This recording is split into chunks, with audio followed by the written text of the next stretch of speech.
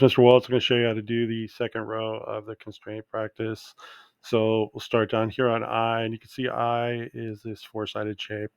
And what they want us to do with I is make all four sides of the trapezoid perpendicular. And if you look, you can see there's perpendiculars already on the two right corners. So we just need to fix this situation. So you find your perpendicular tool right here, click on the top edge, and then click on the left side. And then I'm just going to go down here and click on the left side and then the bottom. And it actually tells me that this is over constrained, so it won't let me do it. And the reason is basically once you've made three of these 90 degrees, you may know this, that it has to add up to 360 for a four-sided shape. So anyways, it's got to be 90. You don't have to do that one. Okay. Next one is J, fix the center point of the circle. So that's a really easy one. So we go back to J, there's a circle in the box. All we got to do is find our fix tool, which just looks like a lock, locks things down. Click on the center point there, the white dot, and then that thing, you see it turns color there, and then you know it's fixed. Next one is K. We want to constrain an endpoint of the left line to the midpoint of the right line. Okay, so two lines, left line, right line. We're going to take one of these endpoints, either the bottom one or the top one, and put it at the midpoint of this line on the right. So midpoint tool, pick a point over here. That looks good. Pick the line over here. That looks good. And you can see they're constrained together. I went off the page. If you want to fix that, you can hit escape and drag it back in there. And then that one's good to go. Here's L. We got two circles. What are we going to do? We're going to make them concentric. So we want them to have the same center. So we're going to use the concentric constraint, which is right here. Now notice I still have this selected. I keep making this mistake. After you're done, to deselect the last thing, you can either click in the white space. Well, that didn't work. Or you can hit escape a couple times. I don't know why the white space didn't work. I guess I'm in the middle of a box. That's why.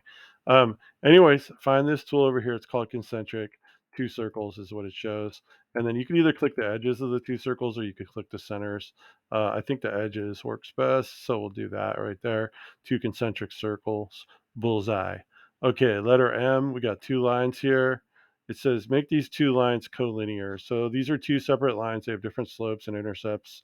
And collinear makes them so they are part of the same line equation. I'm going to hit escape first. Going to hit the collinear tool and just click one line, then click the other, and you just see it'll make them so they're parallel and then they pass into each other. Again, it got a little messy. If you want to clean it up, you can. You can drag these endpoints around, and put them both in the same box there. Oops. Okay, N, here we go. Make the two circles symmetric with respect to the center line. So I did this one in class pretty much.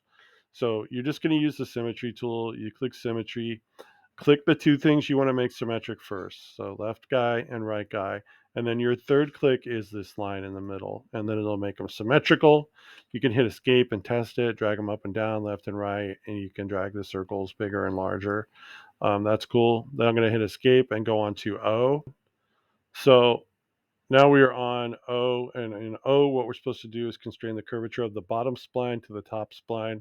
This one usually confuses people, but it's actually really easy. So what it is there's two splines. This one kind of looks like a parabola. This one looks like a straight line, but it's actually a spline. Um, I'm going to click curvature, and all I need to do, you can see where they come together is it's a sharp corner. We want it to be smooth. So you click curvature, click the top blue one, click the bottom blue one, and then it will make a smooth transition. And you can see it had to curve the top one, but that's fine. That's what we wanted. Last one in this row is P. So P, it says dimension the width and height of the blue square to be 0.5 inches. So we go back here. So you just use your dimensions for this. So you use sketch dimension. D is the shortcut. I'm going to do the height and the width. Okay, so I click here on the side. This will give me the height. I could put 0.5, and then I'll click on the top, move up, click again, and I can put 0.5. Okay, um, and you're done with this row. Go ahead and watch the next video, which will show you how to do the last row, and then you'll be donezo. Good luck.